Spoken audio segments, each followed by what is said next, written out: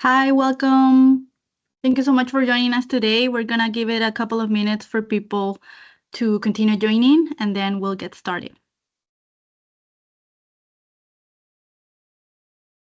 While we're waiting, we've put a quick poll in the chat, so it should pop up on your screen just to get things started.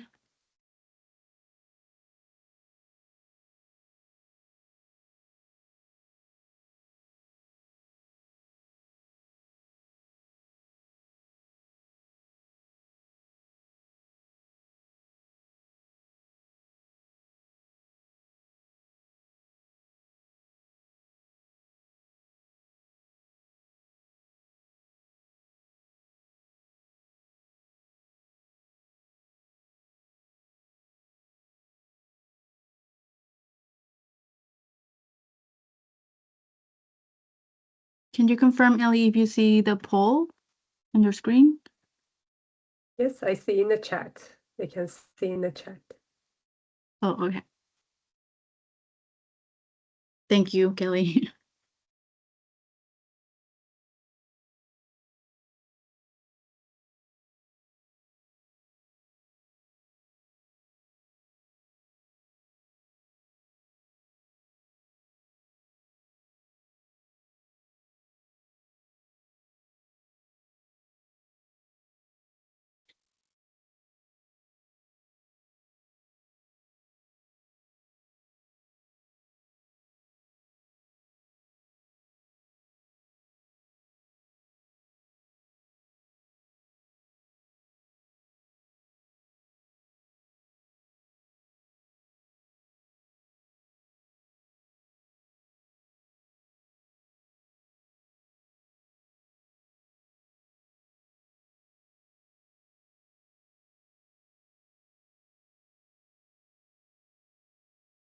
Okay.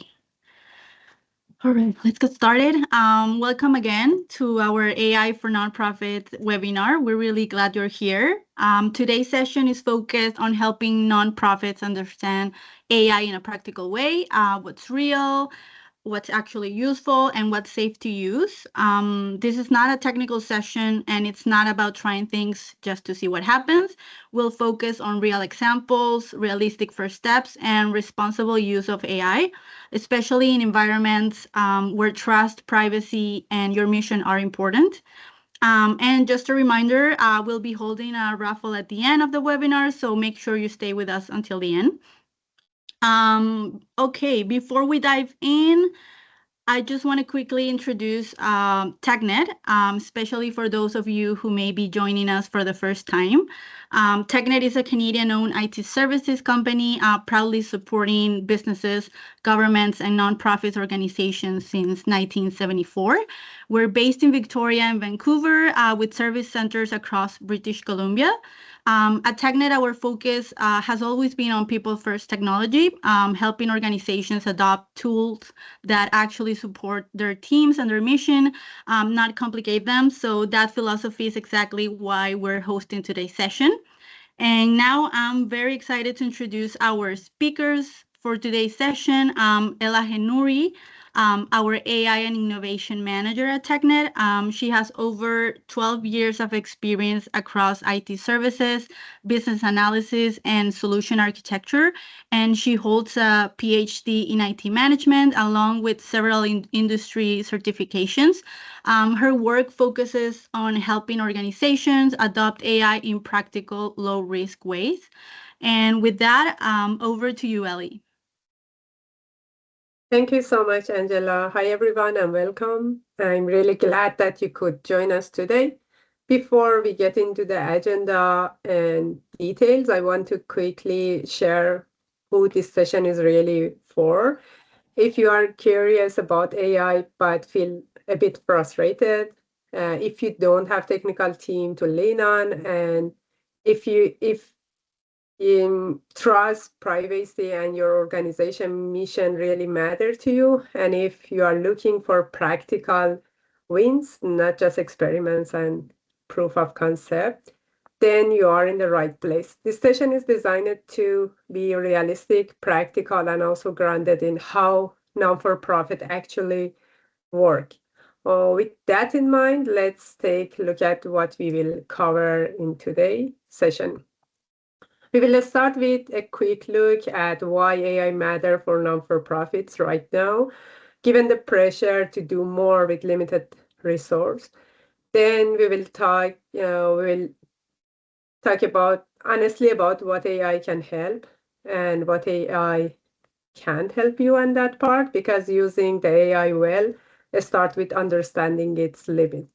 From there, we will focus on practical and real world use cases. We will also touch on safe and responsible use, including common risk and how to avoid them when you are using AI. And finally, we will wrap up with how to get started in realistic, low risk way. So you live with clear next step in your mind, not a long list of to-do list.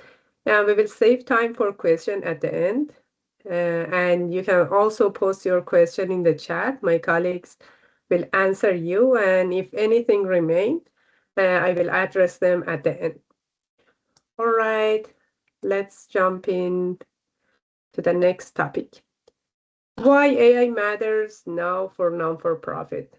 The first reason AI matter for non-for-profits today is capacity.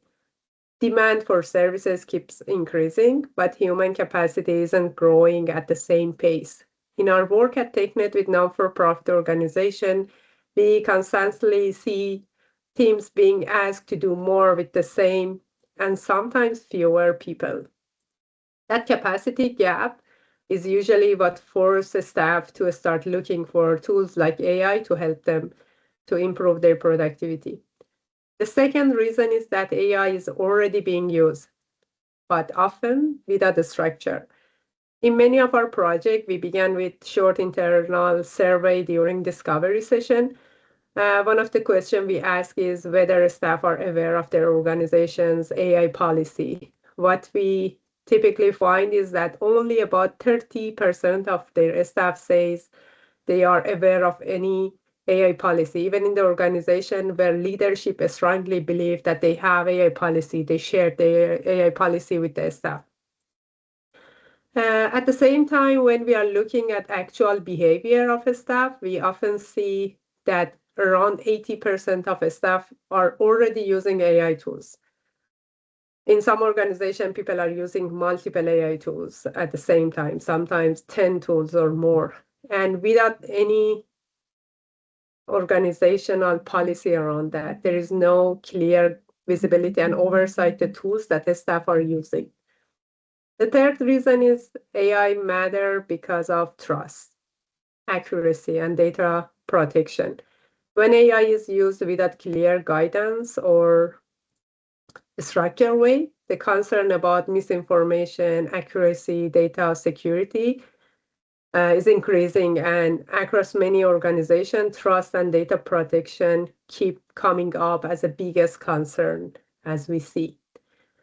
Taken together, this tells us the real challenge isn't whether AI should be used. It is already used, and the challenge is how to use it. The goal shouldn't be to stop AI use, but the focus should be use AI in a secure way, in a way that is responsible.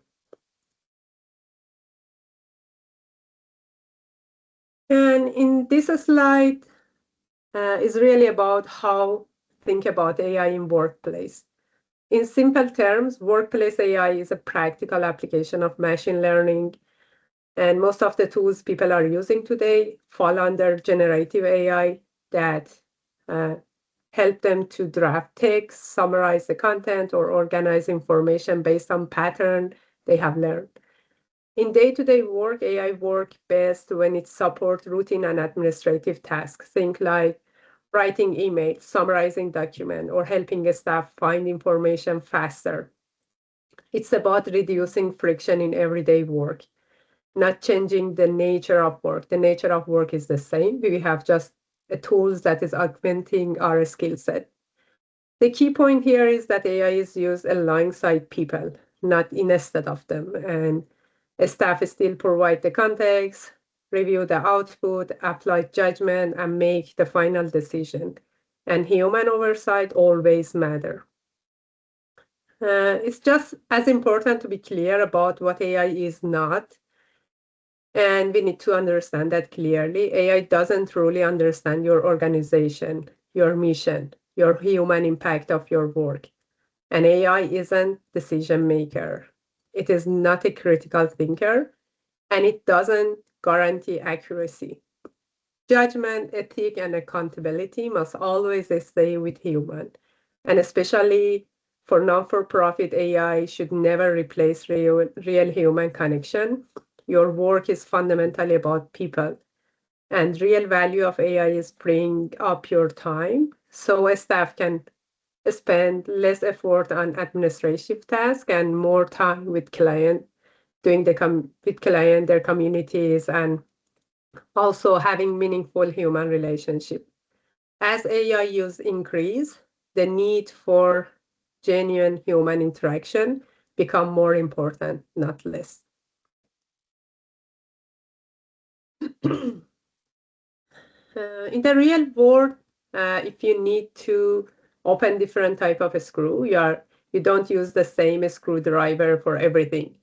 Each screw has its own tools. AI work the same way. There are many AI tools available today. Some of them are good at writing and summarizing the task. Some are designed for image and video editing, and other are built to automate the workflow. And each of these tools has their own strength and also the limitation. There is no single AI tools that best for everything. What is consistent across all of these tools is one core principle. AI is a tool, not a decision maker. And the quality of what you get out of the AI always depend on three things. Choosing the right tool, using the appropriate and reliable data, and being clear about your purpose. If any of those are off, your output will be off too. This is also where safety becomes critical. If you are working with sensitive or personal information, free public AI tools such as free version of ChatGPT or any other AI tools that are so common are usually not appropriate. If you need to work securely with your organizational data, you should be using tools that are designed for controlled environment for your organization. And if your goal is to do open research and exploration and you don't have any sensitive information, there are many tools such as Perplexity, Kaladi, ChatGPT that you can use, but it depends on the purpose that you have. And it is why you are choosing it. It's so important to define what is the purpose, what data you are using, and then decide about the tools that you have. If you keep these three principles in your mind, you can select the tools and use it in a way that is responsible and also it's fit your purpose. When we talk about when we talk about the AI tools, mostly we hear this question that should we select the free version or paid version about the AI tools? When we talk about free versus paid version, the difference isn't just about the feature and or convenience that they have. Yes, the paid version usually offer more functionality. You can put more chat, you can upload the data. But the more important difference between free and paid version is the security and data residency. With free or public tools, you often have limited visibility into where your data is processed, how long it's retained, or how it's used. That create a real risk for organization, especially if you are following some compliance and you have some sensitive information. But the paid version or enterprise AI version or AI tools such as Copilot or other one are designed with security, access control, and data residency in mind. And they allow organization to understand whether data lives, who can access to the data, how they can protect their data, and control the access to those data. And for non-for-profit organization, this difference matter and it is important. And it is not just about what that tools can do, it's about whether it is aligned with your responsibility to protect the data and maintain the trust.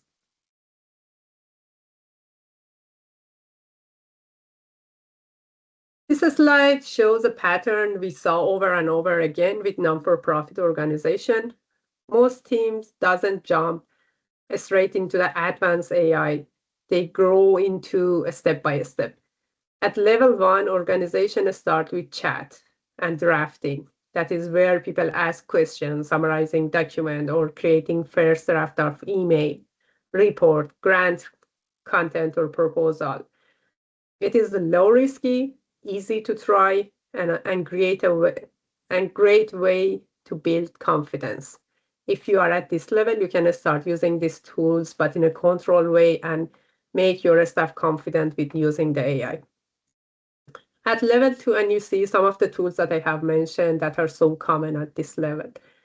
At level two, AI start working with content. Instead of starting from scratch every time, AI can reference to your existing document and past work.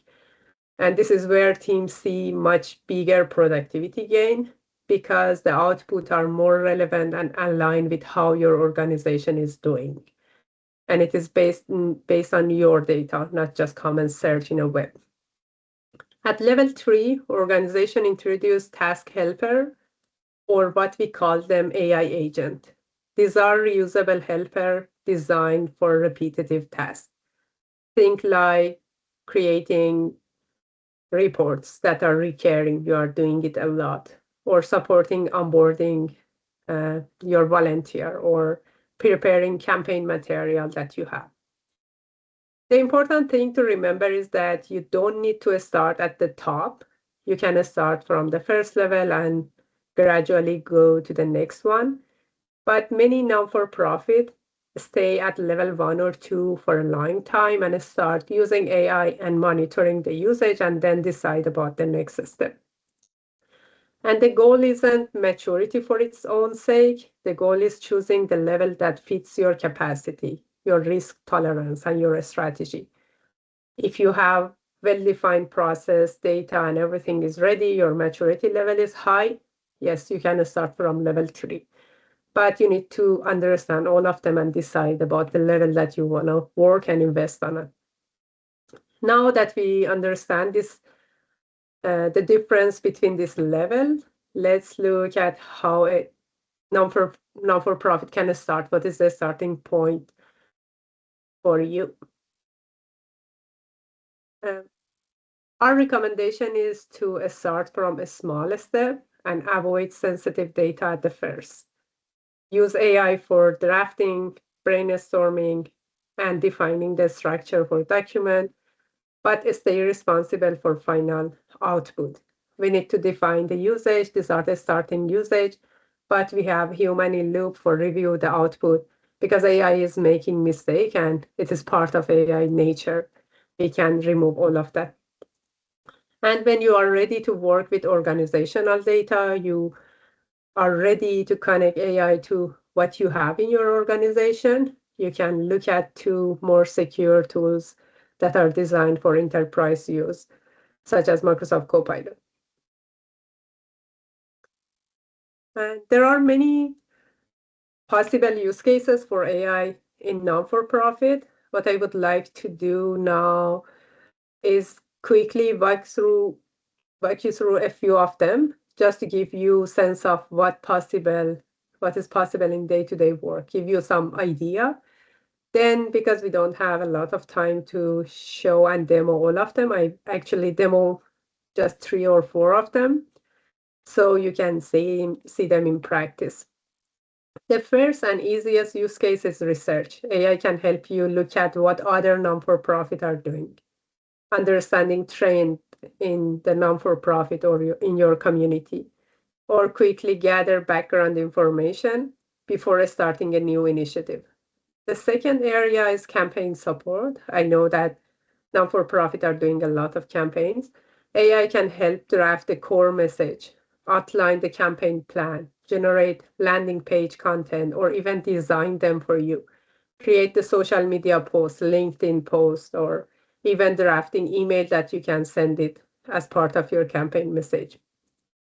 Another common use case is policy or procedure Q&A, or simply we can say it's the internal chatbot, or you can share this chatbot with your volunteer and other people to answer their question based on your policy.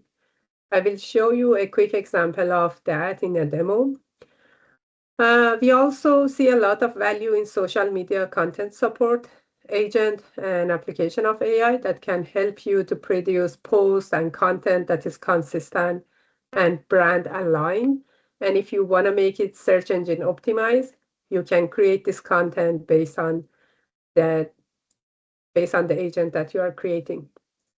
For impact and outcome storytelling, AI can help you to draft a story by pulling information that you have in your email, report, or program notes that you have to create this story and share it in your LinkedIn or your website.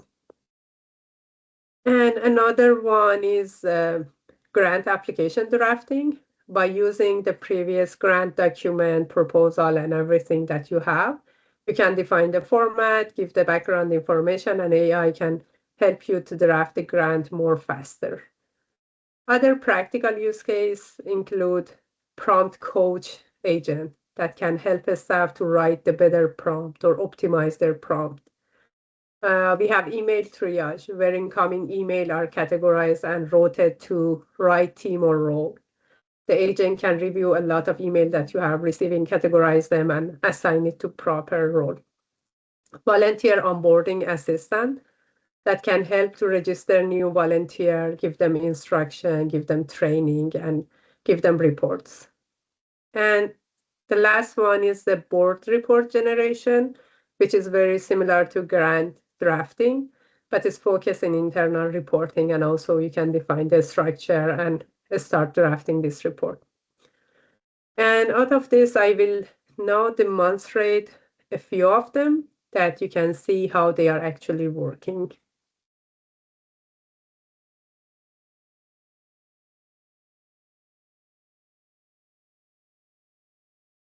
Okay. For showing the usage of the research, how we can use AI for doing the research, I will try to demo different AI tools, not just the one. The first one is Perplexity. It's the AI tools that is, you can use the free version or pay. This tools is good at doing the research. I will run a sample research here. And after the session, my colleague will share you all of this prompt that we are using in the demo and also give you some handout. For example, this is a research that I want to do through these AI tools. You are a non-for-profit research analyst. And as you see, when we are doing the prompt, it is better at the first give a role to the agent and ask them to act as a something. In this way, the result is good. We need to define the task. Your task is review past 12 months of publicly available information for Beacon Community Service only. I'm defining the organization here, but if you want to do the research in other non-for-profit or many, you can list them here. Source to use official website, and also I'm adding Beacon Community website here and also their LinkedIn. In this way, when you are giving the AI the source of information, the result will be much better. And the rules, I'm defining some rules that use only information that is publicly available. Clearly cite the source that you are using. Do not invent a statistic, number, or other thing, because we know that the AI has a hallucination risk that sometimes is inventing because it is a generative AI. When AI cannot find something, it start creating some data that are not correct. If LinkedIn content is not accessible, state that I couldn't find them, and all information is missing or unclear, say it. In this way, we are adding some control to our prompt to prevent hallucination. And after defining the role, format, or limitation, we need to define output format. We need to have key campaign and initiative that they have run, major campaign that they have, the description for each of them, what was the purpose. You can define the output in any way that you prefer to have. Core activity area, I need to know what is the area that Beacon community is working. And if they shift their area of work, I need to know them. The communication and engagement pattern, how they are communicating, what kind of communication they are doing through LinkedIn and other area. And at the end, we are adding source to do fact check. If you want to make sure that the data AI is providing you, you can add that provide me the link and source of data that you are using. And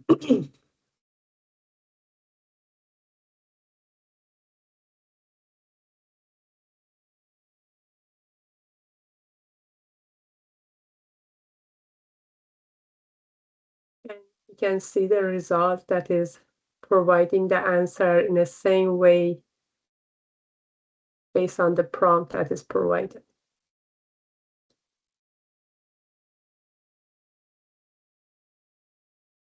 And I have the source to go and check.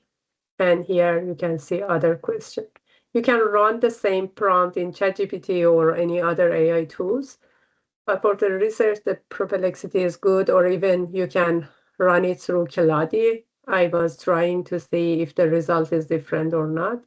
I did the same with other tools that maybe we saw that most of non-for-profit also are using Keladi, ChatGPT, and also Copilot. You can run them as long as you are not putting any information about your organization. You can use this general free version of the AI. Okay, we were talking about the usage of AI. We said the first one is doing the research. The next one that for non-for-profit is good to use is designing the campaign. I can use some prompt to design the campaign for a non-for-profit. I have the prompt here to make it quick. I can go to the Microsoft Copilot to do this campaign design. It's another tools. You are a non-for-profit. I want to design a campaign for fundraising. This is the goal.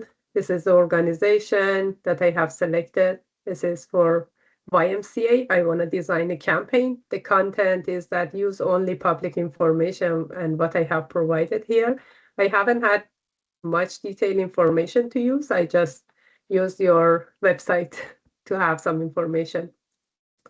We need to define the organization type, the mission, the primary audience in campaign, because it is important who is your audience. And what is the goal? It is year-end donation to support community-based program. The timeline is November to December, end of December, and key program focus is high-level, non-sensitive, and it's about mental health, about community and social inclusion, and the tone, I need to make it community focused, warm, and make it more in a human way. If you don't say AI will be a little bit rigid. The brand and design guide, you can define that, follow the YMCA brand, the color and format from the website that I have provided, align it with the visual style of website, and I was trying with community services. Use the YMCA logo for designing and design the content based on the website and other things. You can define all of the procedure. What is the message of your campaign? What is the time? What is the color palette that you have in your website? And also you can define some constraint that use only the public information, do not invent a statistic. We need to define this kind of rules to prevent hallucination in AI and avoid sensitive or personal information. And also the content should be suitable for human review and approval.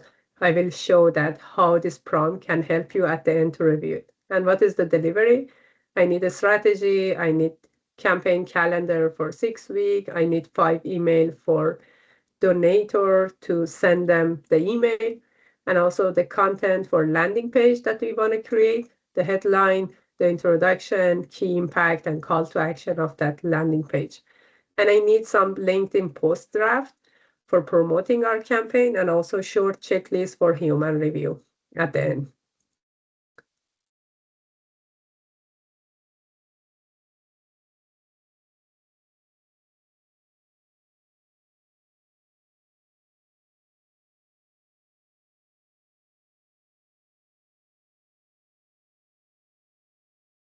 You can run the same prompt in ChatGPT also, in any AI tools that they're using, because you are not putting any sensitive information from your organization.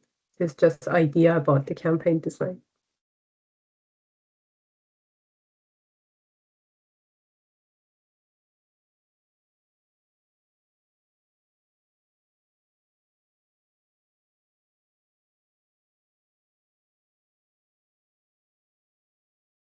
And as the Copilot is working on this campaign, I need to let you know that if you are using the paid version of Copilot, you will see the option for web and work. If you use the web, it will be public information. If you turn it to the work, it will use your information that you have in your MS365, your SharePoint, email, and anything. Because we don't have anything about non-for-profit, I'm using the web version. But if you want to design campaign based on your information, it is good to change it to work. This is the campaign strategy, key message, and also everything that I have requested is defined here, the campaign plan, the email, and also the time that we need to send this email, and donation landing page, that how we can design this in our website. LinkedIn posts are drafted here. And I like this part, is short checklist for human review, that you need to check all of this and make sure that this is aligned, accuracy, privacy, and other thing. In this way, you will make sure that the AI is used in a responsible and good way. And these are the sources that are mentioned that you can use. Another thing that is good to use, using some AI tools for designing. As you know, and maybe you are using the Canva for designing. Canva has an option for give that prompt and ask to design something. I'm good. I wanna use some prompt to design the landing page that I have mentioned.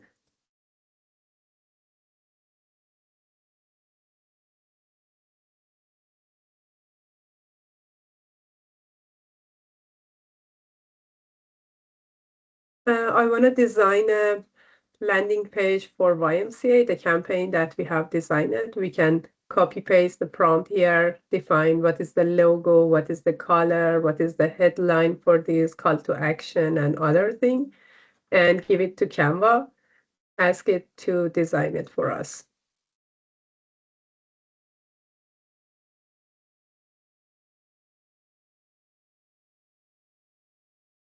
Or even you can use the ChatGPT for designing, and then you can work on that, or at least it can give you some idea about the design.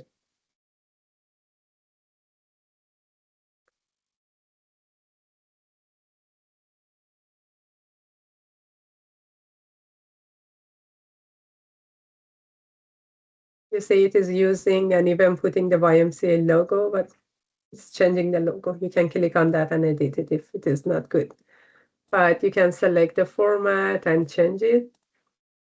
There are many AI tools, and ChatGPT has some tools for designing.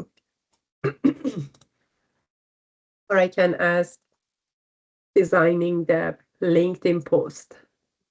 I'm saying that I need to have a year-end campaign post in LinkedIn. It is so simple.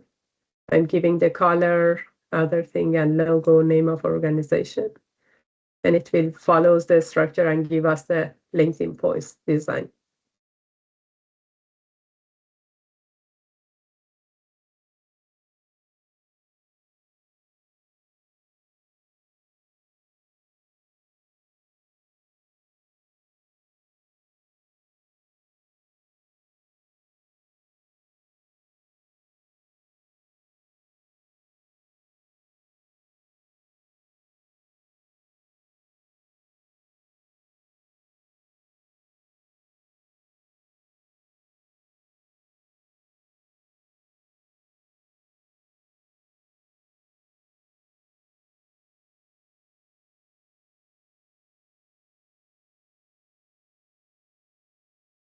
Okay, let's go to the next part. We were talking about the AI usage. Another one is application or grant application drafting. I have a prompt here that acts as a non-for-profit grant writing assistant. Organization is Weekend Community. Draft the first past grant application for internal review. The context is this. The grant type is community-based services. The funder audience are this, governmental. And the purpose, the instruction, we are defining the instruction. Don't invent or don't create any information. The structure is organization overview, the community need, the program description, that who is the audience of this program, what activity are involved, and how it is aligned with Deacon community mission and expected outcome.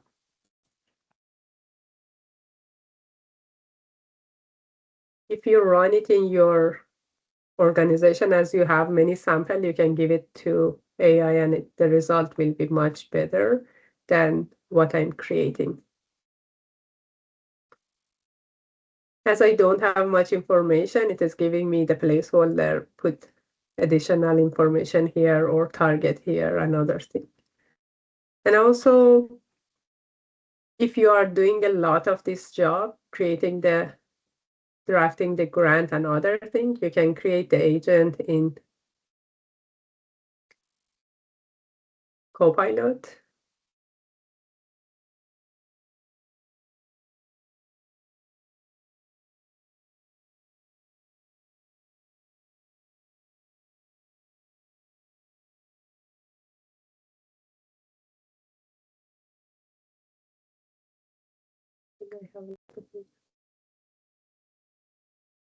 And this is one of the basic agents that already is in the Microsoft. You can use it. It is Prompt Coach. When you have any prompt, you can come here and put your prompt, and this will help you to make your prompt much better.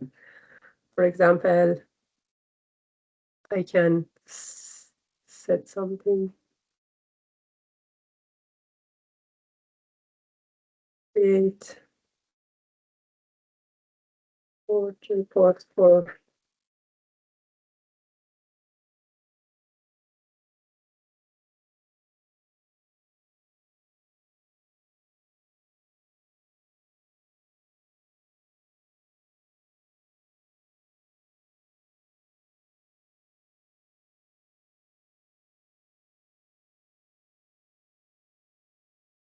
whenever you have a prompt, you can give it to the prompt coach agent that is default in Microsoft. It can help you that what is the problem with your prompt and how you can improve it to make it much better.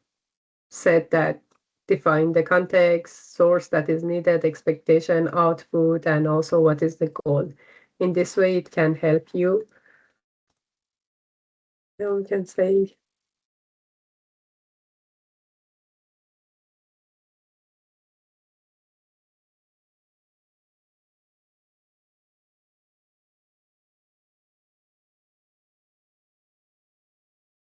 and you can get this prompt, copy paste and run it, and the result will be much, much better.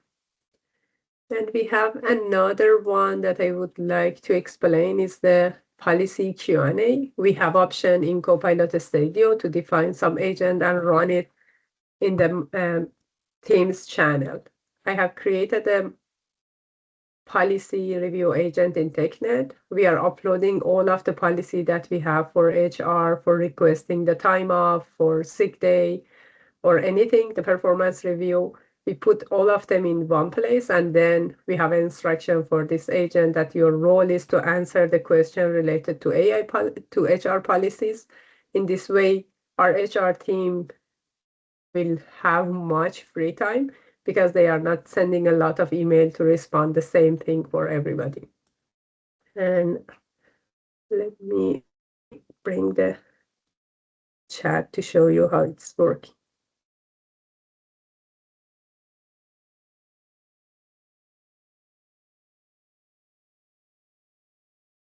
And when you are creating this kind of agent for policy, you can publish them in website or in a Teams channel, and all of your staff, even if they don't have the Copilot license, they can access to this agent.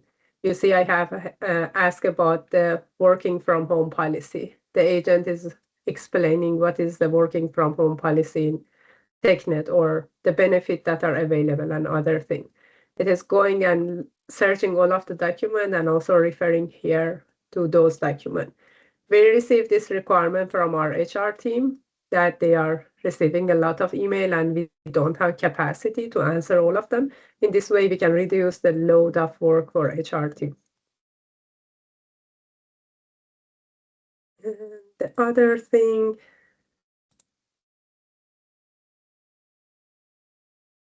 is that for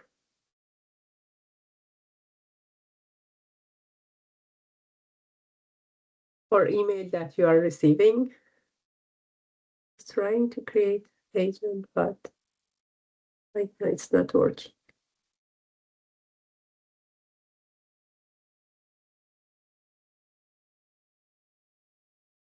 When you are running any prompt in Copilot, you have option to use some prompt that already are generated in Microsoft and you can use them.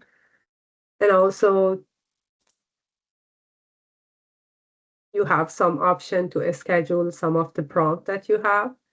In this way, you can run them anytime that you need.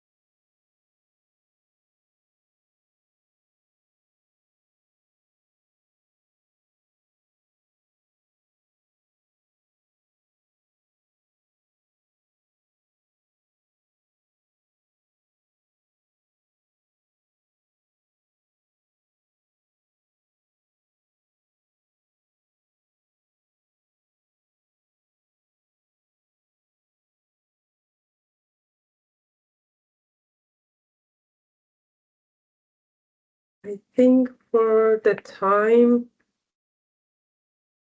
I need to explain the other thing. And if we have time, we can come back to show you more demo. And I would like to explain about the AI scorecard, the case study that we had for non-for-profit. We have implemented the AI scorecard with about 8 to 9 non-for-profit organization. And this scorecard reveals your current readiness and pinpoint focus areas. From there, it guides you on practical next step you can take. After that, I will outline the AI discovery framework we use. It covers 4 core areas: the strategy, data, workforce, and technical.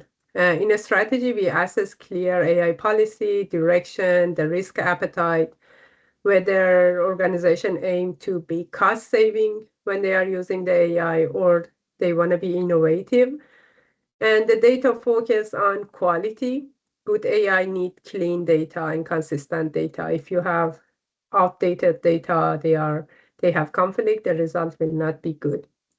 The workforce, the pillar or dimension, is about people. We analyze the sentiment of a staff, the training level that they have received, their awareness, and if they have any resistance to change or not, and if they are aware about the AI policies. The technical is about infrastructure, ensuring the right control and license are in place to minimize the risk. And across this dimension, we assess the organization maturity in 4 levels. The level 1 means that they are at risk, they are falling behind. The level 2 is early effort with gaps that needs to improve. The level 3 is using AI in consistent way, but it's not a strategic. The tier 4 is when you are using AI in a strategic way to deliver better value to your customer or reduce the cost. And for each level, we provide the recommendation and also detailed roadmap to improve each of these pillars. And you can see here the result of the AI discovery is the AI scorecard that shows the evaluation of outcome of each pillar. In each pillar, we are evaluating some area and saying if you are at tier 1, 2, 3, 4, and what is recommendation to improve this maturity. An AI scorecard shows where your organization currently stands in terms of both AI readiness and also human readiness. We are giving you some percentage that you are technically ready, your human is not ready, or any information. And this will help you to identify the starting point and clarify what is the next practical step on AI adoption journey. And we have the part for Q&A. If you have any question, you can put in the chat and my colleague can help to answer your question. Thank you so much, Ellie. That was great. We'll be sending a follow-up email with the recording of today's session and the practical handout, so please keep an eye on that. We'll now open things up for questions. Please feel free to drop your questions into the chat, and we'll go through as many as we can in the time we have.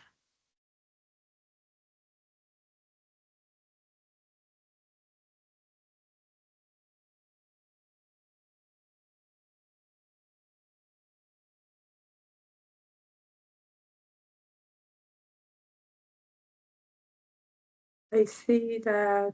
Do you have a sample of the scorecard? Um, I have this template as we filled the scorecard for our client. I don't want to share their information, but this is the template at the end we are delivering to our client. The scorecard includes the strategic readiness, staff, and culture to see how they are confident in using in AI. Do they know about the policy risk and other thing about the data readiness? And we have a part in our scorecard to evaluate the license and to see if they have the minimum baseline, the license and security that is needed for AI, and the advanced version based on their organization size. If they are small, we recommend to have at least some baseline license. This is the AI scorecard, and based on that, we are delivering a 1 hour brief meeting to explain it and also the roadmap. Great. We have another question. How do I use AI assistant in webinars like this or meetings to take notes and answer questions? I'm using another thing. I can show you. I can change my screen sharing. As in our organization, we are using the Copilot for everything. When you are in a meeting, you can see the bottom of here, the Copilot. I can open it and it is personally for me. I can ask question, everything. Summarize meeting now, for example. Nobody can see what I'm asking, even if you are during the meeting or conference or anything. You can ask question and get guide from Copilot. That what is not clear, what question should I ask, another thing. And you can see, even if you are joining to the meeting lately, if the recording with Copilot is turned on, you can ask, say, summarize what they have mentioned till now or other thing. This is another way. But also there are some other tools for taking note from meeting that are public and some of them are not secure. We are not recommending them, especially for a strategic meeting that you have in your organization. Please don't use them. Okay. Eric says, could you talk about avoiding LLM bias for maintaining the diversity and inclusivity policies? Yeah, another problem or risk that we have for AI is that AI is acting based on information that you are feeding to the AI. If you feed information that they have bias, the result will be bias at the end. For example, if I give a lot of policy about restricting everything, or if I give a lot of sample of CV for woman to the agent that is doing the screening, the AI will be biased and follow that data, but we need to have some control that to refine the data at the first, you need to remove the bias from your data. And then also there are some control you can add to the AI to prevent this bias. Okay, thank you, Ellie. Rodrigo says, what about AI embedded into ERPs? These follow a similar evaluation and implementation logic to Gen AI tools like the ones discussed. Mhm. In AI, we have some public AI, private AI, and we call this kind of AI embedded or integrated AI that are part of other tools. It depends if they are using the AI, such as OpenAI model that we have in ChatGPT. It will not be secure, but when you are using any ERP that has AI embedded, you need to request the vendor to provide you what are the data. If their model is embedded on the ERP, the data will reside and there is no risk. But if they are doing the integration with other AI tools, such as OpenAI and other, you need to do the evaluation. And there are we have some uh, risk evaluation templates. They are available. You can check and evaluate and see if the tools is secure or not. But you can ask your vendor to provide this information. Great. Justin says, given the wide range of AI options, do you have an information sheet that breaks down the strengths, weaknesses, and areas of specialty of the various options? Yeah, we are sharing some information with our non-for-profit customer. They are asking about compare ChatGPT with Copilot and other. We have this kind of information based on the request we are sharing with our customer. And if they are going to use any AI tools, they are sharing with us. We are doing the security evaluation and make them some brief summary that we evaluate these tools, data residencies is not in Canada or is. And this is the area we are helping our customer, and we have some kind of list and information we can share. Yeah, I think we are also adding some in the handout, so keep an eye on that. And finally, Greg says, it seems that one of the barriers to adoption of AI tools in an organization is A, education about the tech, and B, awareness of what is possible, realistic. What have you seen that is effective in helping with this barrier, especially at the executive level? Yeah, we have for the training, mostly after AI scorecard for some of our customers, we gave them some training plan and a schedule because you need to have some order. If you start with the risk of AI, you can make people afraid from using AI. But we are making awareness and general usage of AI. And then after having this sentiment that they are positive, we are giving them use case you can start, and then we are going to explain what are the risks of AI. And in this way, people will start use it in a very proper way. And also we had some uh, good experience in TechNet. We started with defining AI champions. We find some champion in different team. We create separate teams channel. They are people who are interested in advanced training, but we have some people who are not power user. They just need to have AI tool for basic usage. You need to define and separate your staff and then assign the proper training for them. Okay, great. I want to be respectful with the time. So Yeah. before we do the raffle, I want to share some resources we're offering to attendees of today's webinar. First is the TechNet AI scorecard. As you saw some examples from Ellie, this is a guided AI and data governance assessment designed to help you identify practical mission-aligned AI opportunities and create a clear and responsible path forward. And you can bundle it with a free AI discovery session. This is a short conversation where we learn about your organization first, your goals, and where AI might fit. If you book this session before the end of February, you'll receive a 15% off of the TechNet AI scorecard. If you're interested in exploring this, just reach out to us after the session and connect at technet.ca, and we'll be happy to walk you through. And next, we would also love to invite you to join our AI community on LinkedIn. It's a space to learn, share, and stay up to date on practical, secure, and human-centered AI. We share insights, resources, and real-world use cases designed for organizations like yours.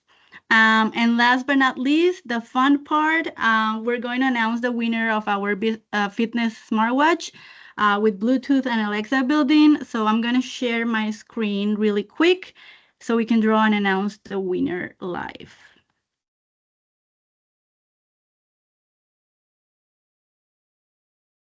Okay, let me know when you see my screen. I already upload all the information.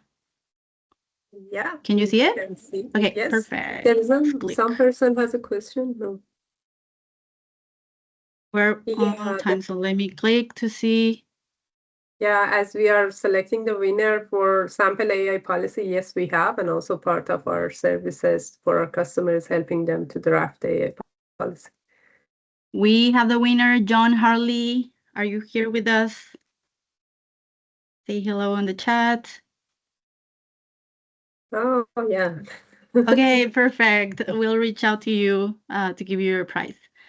Thank you, everyone, for joining us and spending your time with us. So we really appreciate it. We'll be sending all the information to you. Thank you. Thank you so much.